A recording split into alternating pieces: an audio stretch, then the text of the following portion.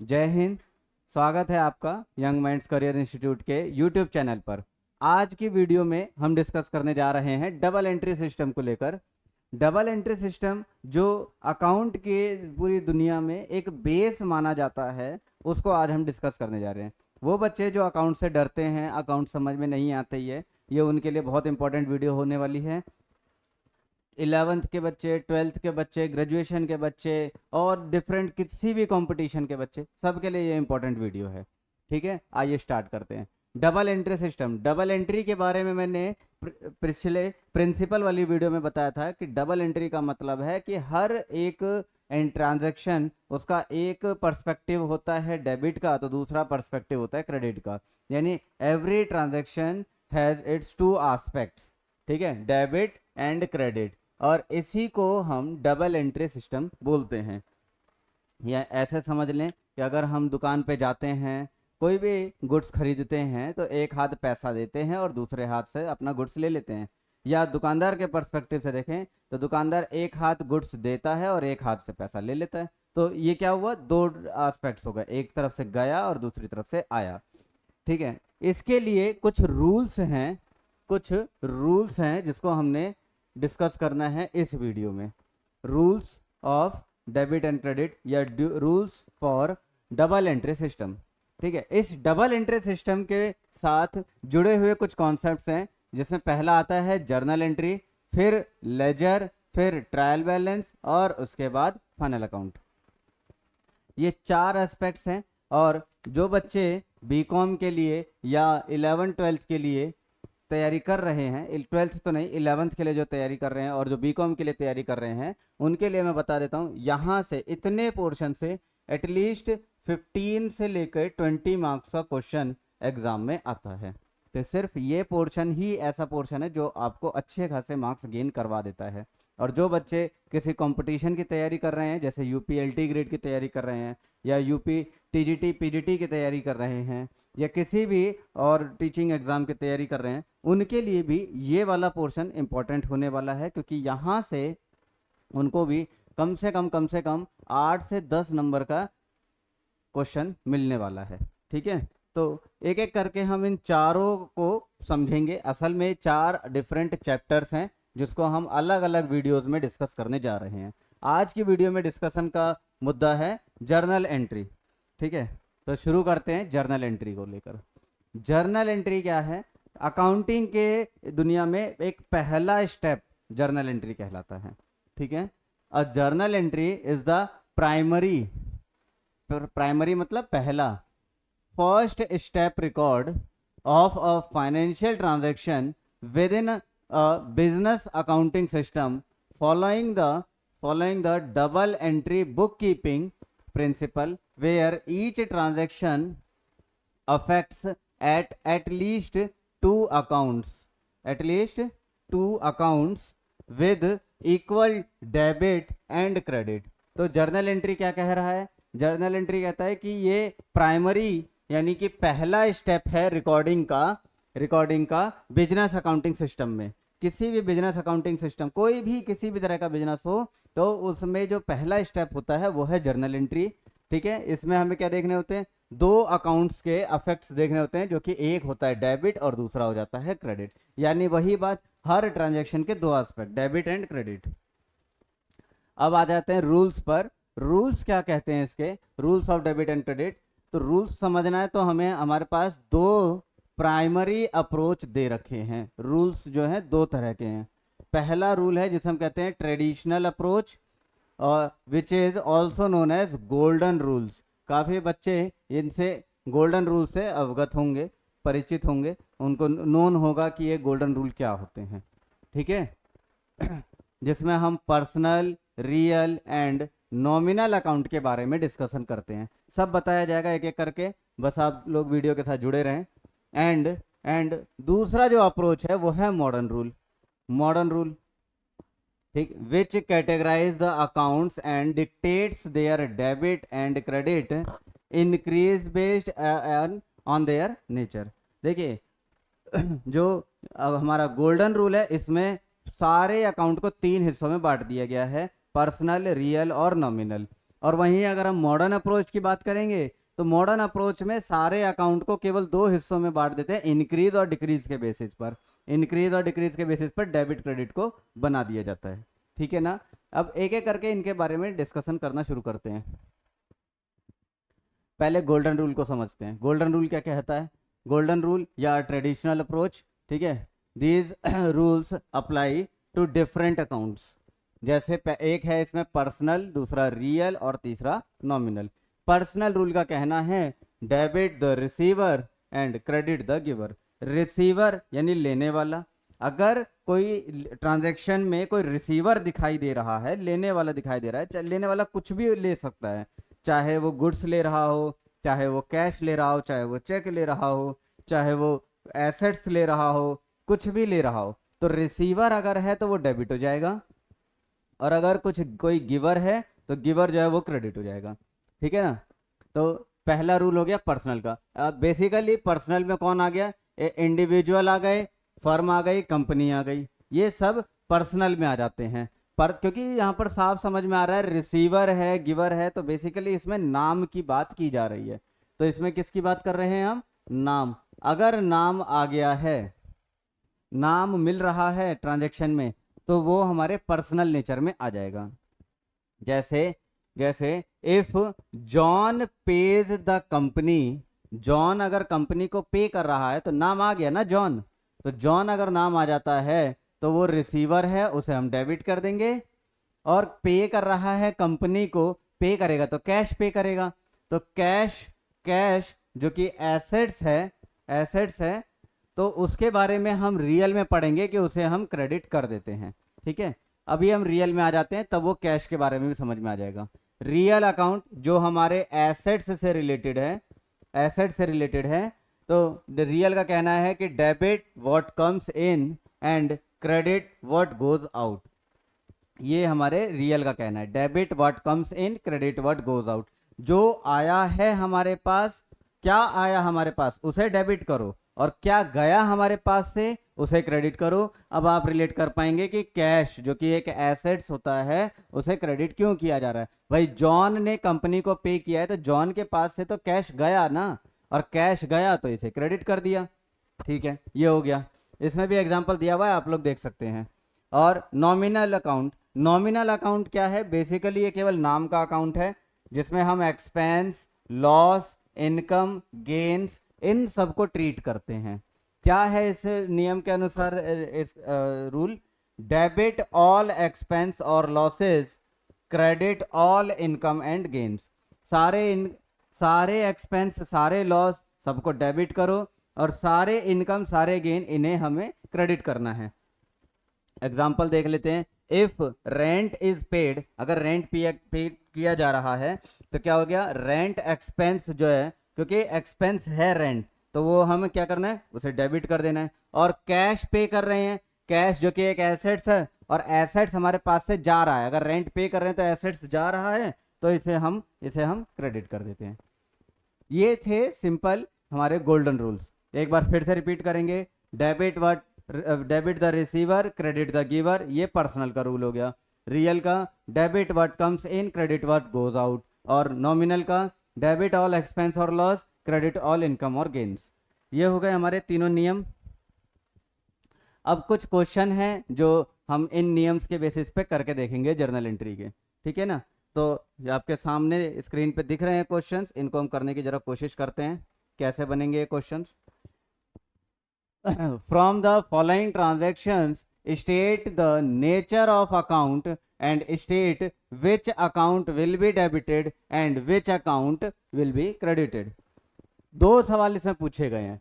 पहले तो इसमें नेचर ऑफ अकाउंट पूछ लिया, ठीक है, नेचर ऑफ अकाउंट पूछा गया है। और दूसरी बात जो इसमें पूछी है, इसे हटा देते हैं।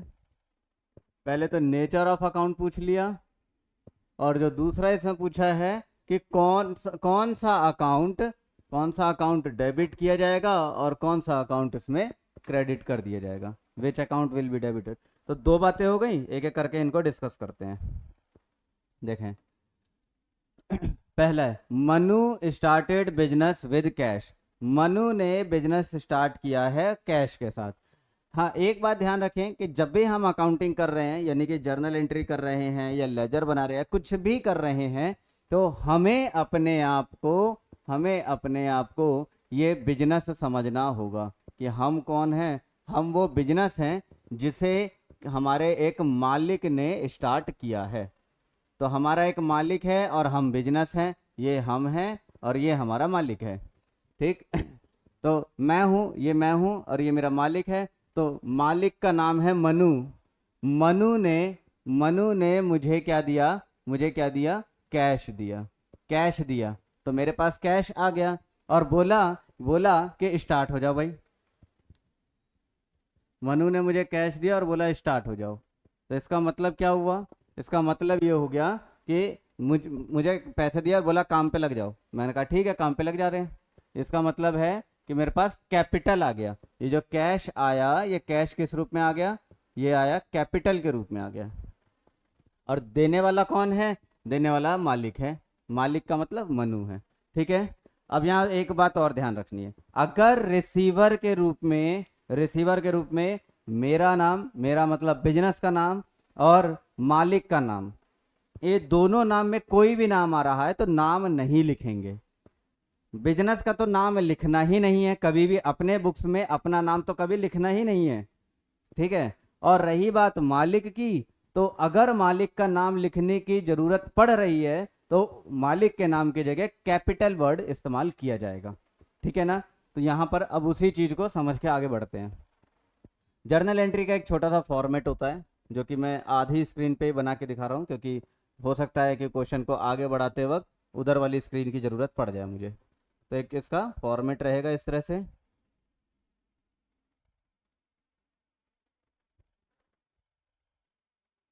तो फॉर्मेट हो गया। अब फॉर्मेट के बाद इधर हम देखेंगे, यहाँ लिखेंगे डेट।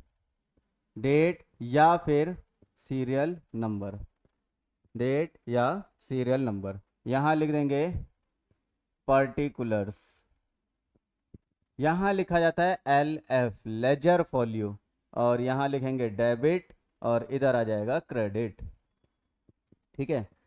ठीक है। अब देखते हैं क्या है Manu start business with cash. Manu ने बिजनेस स्टार्ट करा तो देखेंगे बिजनेस के पास कैश आ रहा है, और रियल का नियम कहता है कि डेबिट व्हाट कम्स इन। अगर हमें डेबिट और क्रेडिट ढूंढने में दिक्कत आ रही है तो डेबिट के 3 रूल है, तीनों को ढूंढो लो एक एक करके। जैसे डेबिट द रिसीवर, क्या यहाँ रिसीवर कोई है? बिल्कुल, बिजनेस है, लेकिन मैंने बताया बिजनेस का नाम नहीं लिखना है, तो ये वाला नियम कैंसिल हो गया। अब दूसरे नंबर पे आता है डेबिट व्हाट कम्स इन।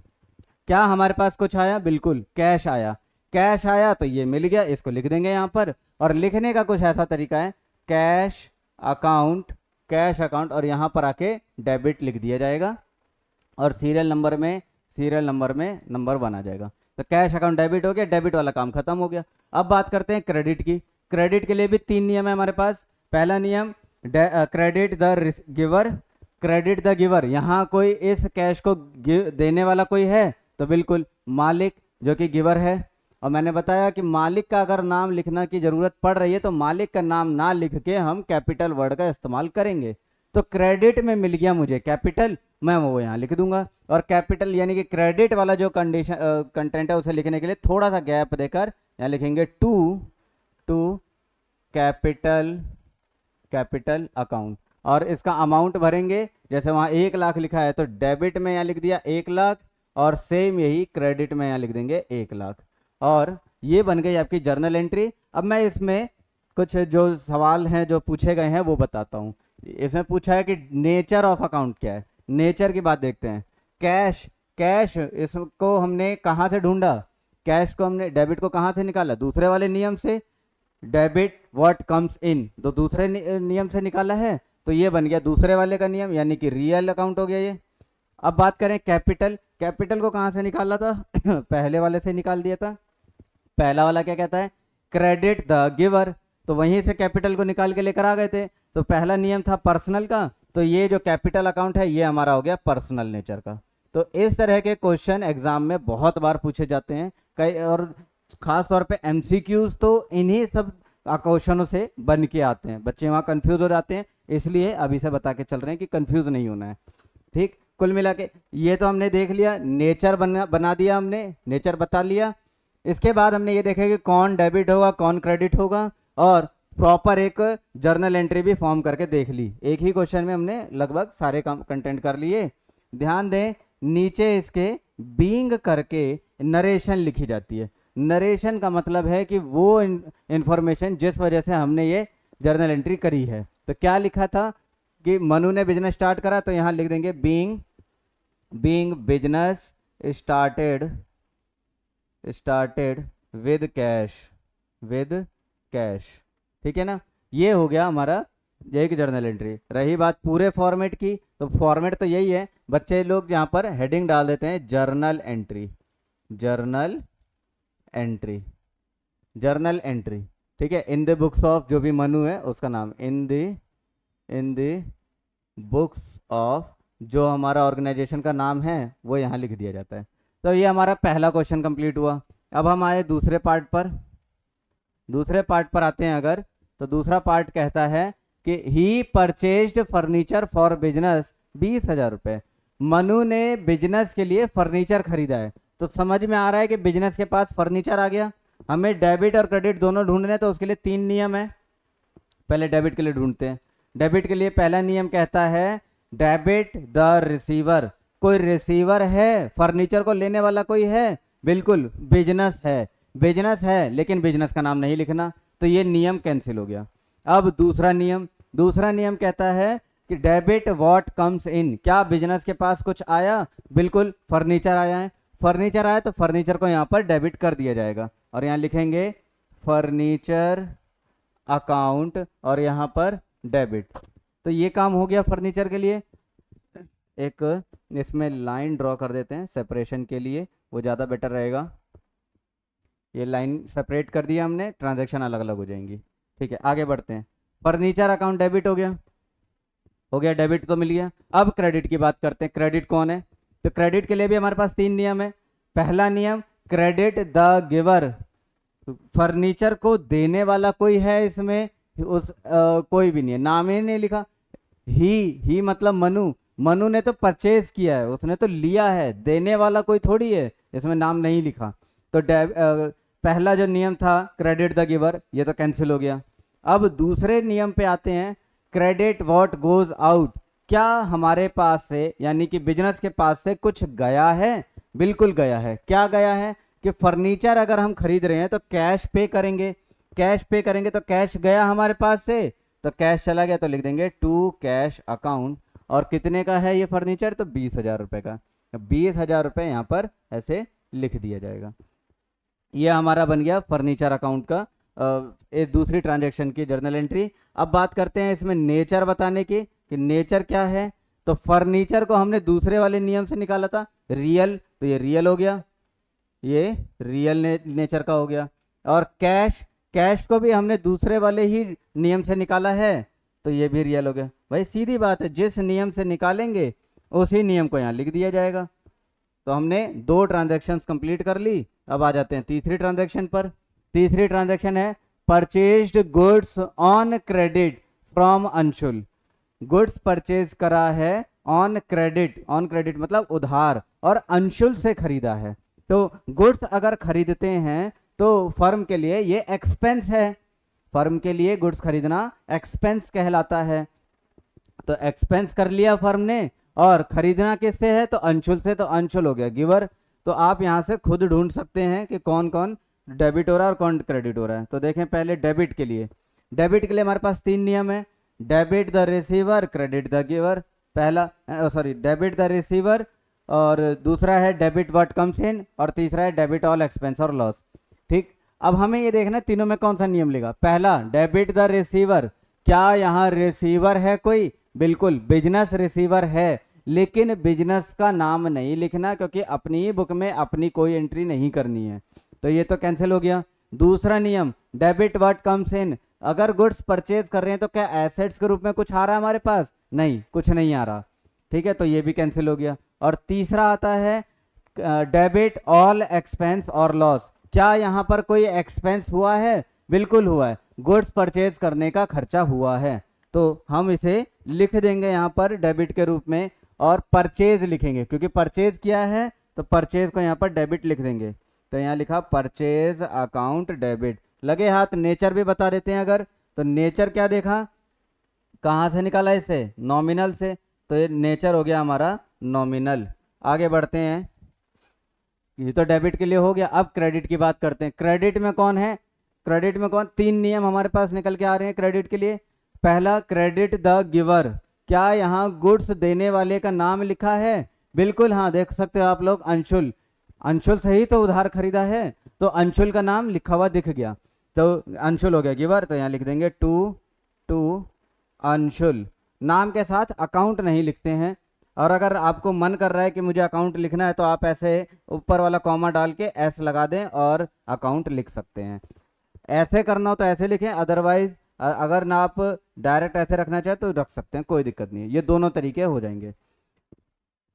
रही बात अब अमाउंट भरने की, तो अमाउंट क्या आएगा, अमाउंट कितना है, 6,000 रुपये, 6,000 और 6,000, ये हो गया। अब अच्छा, इसका नेचर और लिख देते हैं, अंशुल किस क्या नेचर का है, पर्सनल, नाम से ही समझ में आ रहा है कि ये पर्सनल नेचर का है, और हमने निकाला भी पर्सनल से ही था इसको।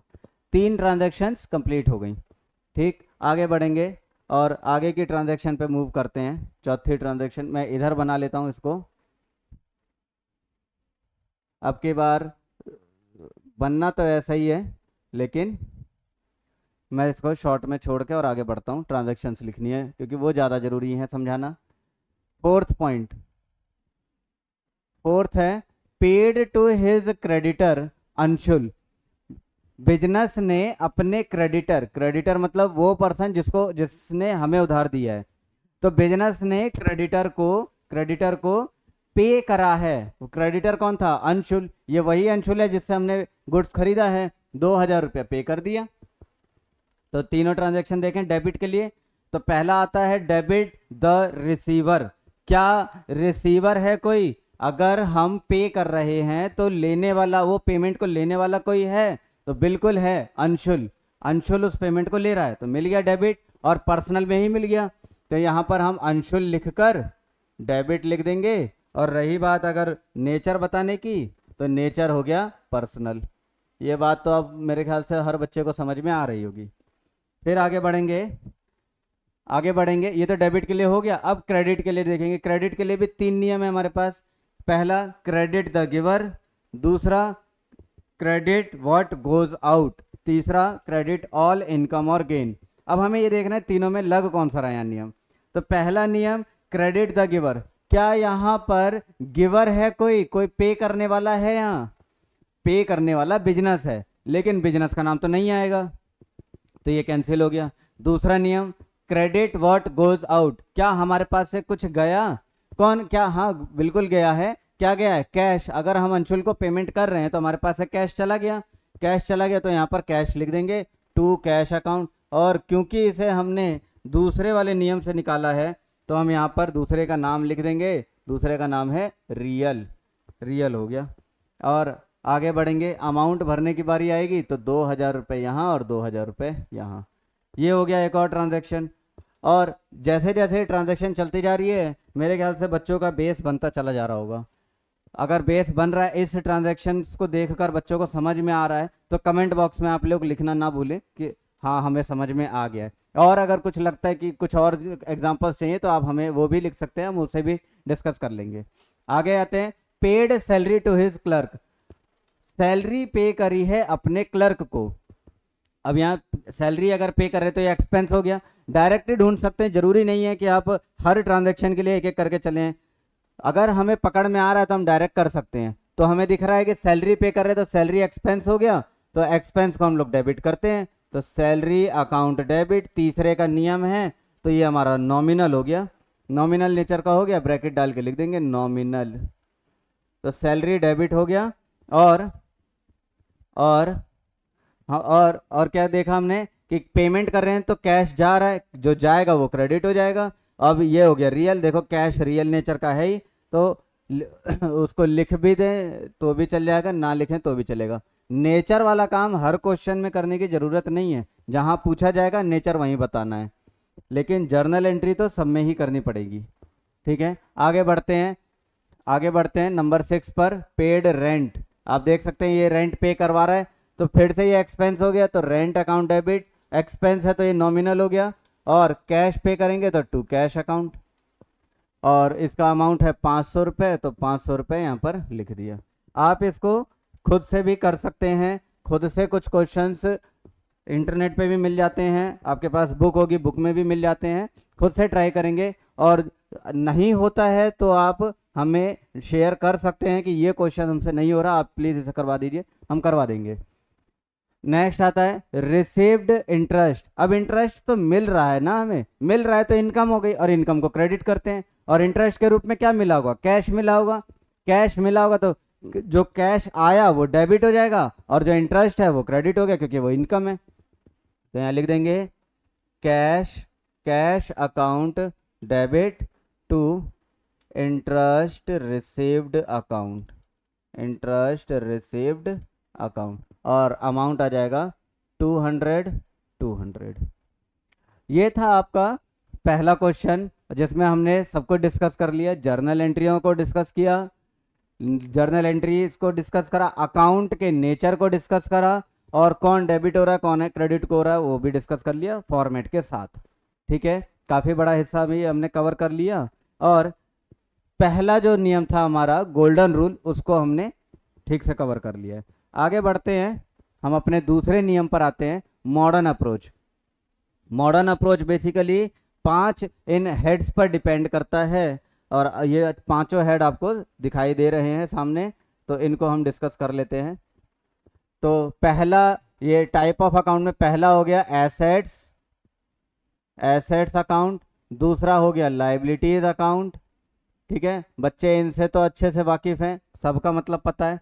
तीसरा हो गया कैपिटल अकाउंट, कैपिटल अकाउंट, चौथा है रेवेन्यू, रेवेन्यू अकाउंट, ये जो रेवेन्यू अकाउंट है, और उसके बाद एक्सपेंस है, एक्सपेंस अकाउंट। रेवेन्यू अकाउंट कहें या इसको हम इनकम भी कह सकते हैं, मैं इसको यहाँ पर ब्रैकेट डाल के इनकम लिख देता हूँ ताकि कंफ्यूजन ना रहे उन बच्चों को जो 11th से पढ़ के आ रहे हैं, 11th के बच्चे जो पढ़ रहे हैं, ये रेवेन्यू को इनकम भी यहाँ पर बोल सकते हैं। और उसके बाद है ड्राइंग अकाउंट, तो ड्राइंग अकाउंट को हम कैपिटल से कनेक्ट करके चलेंगे, ड्राइंग अकाउंट। कुल मिला के ये जो ड्राइंग अकाउंट है ये हमारा कैपिटल से ही कनेक्टेड है, तो इसको हम दूर अलग से नहीं करेंगे, कैपिटल से कनेक्टेड है। कैसे कनेक्टेड है वो अभी डिस्कस करके बता दूंगा। तो अब हम बढ़ते हैं अपने कॉन्सेप्ट की ओर कि ये क्या कह रहा है, मॉडर्न अप्रोच जो है, मॉडर्न रूल, वो क्या कह रहा है, क्या समझाना चाह रहा है डेबिट क्रेडिट के लिए। वो कहना चाह रहा है कि अगर एसेट्स इंक्रीज होगा, अगर एसेट्स इंक्रीज होगा तो डेबिट कर दोगे, और अगर एसेट्स डिक्रीज हो जाता है तो क्रेडिट कर देंगे। यानी ट्रांजैक्शन करी, ट्रांजैक्शन करने से अगर मेरे पास एसेट्स की गिनती बढ़ गई तो मैं उसे डेबिट करूंगा। जैसे फर्नीचर 10,000 का था, अब 12,000 का हो गया, तो 2,000 बढ़ गया है फर्नीचर, तो मैं उसे डेबिट करूंगा। लेकिन अगर 10,000 से 8,000 हो गया है तो मैं उसे क्रेडिट करूंगा। लाइबिलिटी बिल्कुल इसका उल्टा है, अगर लाइबिलिटी डिक्रीज होती है तो डेबिट करेंगे, और अगर लाइबिलिटी इंक्रीज हो जाती है तो उसे हम क्रेडिट कर देंगे। कैपिटल, कैपिटल और लाइबिलिटी सेम नेचर का है, मैंने पहले भी इस बारे में डिस्कस कर चुका हूँ कि एक बिजनेस है, बिजनेस को एक तो मालिक पैसे दे रहा है, ये तो मालिक है, और दूसरी तरफ आम जनता है, आम जनता है, बैंक है ना, तो ये पब्लिक कह सकते हैं हम। अगर पब्लिक उधार दे रही है, उधार दे रही है पब्लिक, तो उसे तो कह देते हैं लाइबिलिटी, और अगर मालिक उधार दे रहा है, उधार दे रहा है मालिक, तो उसे कह देते हैं कैपिटल, है ना। मिलना तो फर्म को उधार ही है लेकिन नज़रिया अलग है, पब्लिक ने दिया तो वो लाइबिलिटी, और मालिक ने दिया तो वो कैपिटल, ठीक है। तो कैपिटल भी बिल्कुल लाइबिलिटी की तरह चलता है, अगर डिक्रीज हो रहा है तो डेबिट, और अगर इंक्रीज हो जाता है तो क्रेडिट। लगे हाथ हम ड्राइंग को देखें, ड्राइंग जो है वो कैपिटल का ही बिल्कुल अपोजिट रूप है। अगर अगर मालिक बिजनेस को पैसे दे रहा है तो वो कैपिटल कहलाता है, लेकिन अगर बिजनेस ने मालिक को पैसे वापस लौटाए हैं तो वो ड्राइंग कहलाता है। तो ट्रांजैक्शन मतलब है तो वही, बस डेबिट क्रेडिट जो पलट जाता है। तो देख सकते हो ड्राइंग अगर इंक्रीज हो रही है तो डेबिट होगा। जहां कैपिटल के डिक्रीज होने से डेबिट हो रहा था वहीं ड्राइंग के इंक्रीज होने से डेबिट होगा। और अगर ड्राइंग डिक्रीज हो जाता है तो उसे हम क्रेडिट कर देते हैं। तो इसलिए ड्राइंग को अलग से ना देखकर कैपिटल के साथ कनेक्ट करके देखा जाता है। आगे बढ़ेंगे, रेवेन्यू यानी कि इनकम। इनकम भी कैपिटल की ही तरह है। जैसे अगर बिजनेस ने कोई पैसा कमाया, कोई भी अमाउंट कमाया है, इनकम कमाई है, तो वो इनकम बिजनेस की अपनी नहीं है, वो मालिक की है। मालिक की इनकम है जिसे बिजनेस ने अपने पास रखा है। तो बिजनेस के लिए वो इनकम उधार के रूप में ही तो आ गया। उधार के रूप में आया तो इसे उधार की तरह ही देखेंगे, है ना, लाइबिलिटी की तरह देखेंगे। तो अगर इनकम डिक्रीज हो जाता है, जैसे कि देख सकते हो लाइबिलिटी और कैपिटल डिक्रीज हो रहा है तो डेबिट हो रहा था, ऐसे इनकम भी अगर डिक्रीज होगा तो ये डेबिट हो जाएगा। और अगर इनकम इंक्रीज हो जाता है तो ये क्रेडिट हो जाएगा। रही बात एक्सपेंस की, तो एक्सपेंस जो है वो एसेट्स की तरह आता है। अगर फर्म अपने खर्चे कर रही है तो उन खर्चों पर फर्म का अधिकार है कि मालिक से वो पैसे वापस ले सकता है, और जिन पर फर्म का अपना अधिकार है वो एसेट्स हैं। तो अगर एक्सपेंस बढ़ रहे हैं तो वो डेबिट हो जाएगा, और अगर यही एक्सपेंस घट रहे हैं तो वो क्रेडिट हो जाएगा। डिक्रीज हो रहा है तो क्रेडिट हो जाएगा। तो कुल मिला के है तो 5 ही, जो छठा ड्राइंग है ये कैपिटल के साथ है। ठीक, तो इसको हम देख सकते हैं कि डेबिट क्रेडिट के रूल बहुत इजीली यहाँ पर कवर हो रहे हैं। असल में आप देखोगे लाइबिलिटी, कैपिटल और इनकम ये तीनों एक जैसे हैं, और एसेट्स और एक्सपेंस ये दोनों एक जैसे हैं। ठीक, इनको शॉर्ट में देखा जाए तो शॉर्ट में समझ सकते हो, एसेट्स और एक्सपेंस ये इंग्लिश वॉवेल्स के पहले 2 अल्फ़ाबेट हैं, ए ई आई ओ यू 5 होते हैं, तो उसमें ए और ई आ गए, ये दोनों एक जैसे हैं। तो डेबिट और क्रेडिट के लिए देखेंगे तो अगर ये इंक्रीज होते हैं तो डेबिट और डिक्रीज होते हैं तो क्रेडिट। और वहीं अगर इनको देखें लाइबिलिटी, कैपिटल, इनकम, तो इसको मैं ऐसे लिख सकता हूँ LIC, लाइबिलिटी, इनकम और कैपिटल। ये LIC तो जानते ही होंगे, मैं यहाँ किसी का प्रचार नहीं कर रहा। ठीक है, तो अगर ये डिक्रीज होता है तो डेबिट और इंक्रीज होता है तो क्रेडिट। ये बात क्लियर है? बस इतना ये नियम हमारा मॉडर्न अप्रोच का आ जाता है। ठीक है, अब इन मॉडर्न अप्रोच से चाहे कर लो क्वेश्चन या फिर गोल्डन अप्रोच से कर लो, मर्जी आपकी है, जर्नल एंट्रियां वही बननी है। हाँ, नेचर जो है गोल्डन अप्रोच के अकॉर्डिंग पर्सनल, रियल, नॉमिनल का मिलेगा, और अगर मॉडर्न अप्रोच के अकॉर्डिंग चलेंगे तो ये 5 जो है नेचर मिल जाते हैं। बात यहाँ तक क्लियर हो गई होगी, तो आगे बढ़ेंगे। ये एक क्वेश्चन है, सेम वही क्वेश्चन जिसको हमने गोल्डन अप्रोच से करा, अब सेम वही क्वेश्चन आप बच्चों के लिए होमवर्क है कि आप इसे मॉडर्न अप्रोच से करेंगे। गोल्डन अप्रोच से करके दिखा दिया, मॉडर्न अप्रोच से आप लोग करेंगे। और अगर नहीं हो पा रहा, मतलब हो गया तो अच्छी बात है, कमेंट बॉक्स में आप लिख के बताएंगे कि हाँ हो गया, और अगर नहीं हो पा रहा है तो भी आप बताएंगे कि नहीं हो पा रहा, आप इसे करवा दीजिए, तो नेक्स्ट वीडियो में हम इसे करवा देंगे। तब तक के लिए जय हिंद।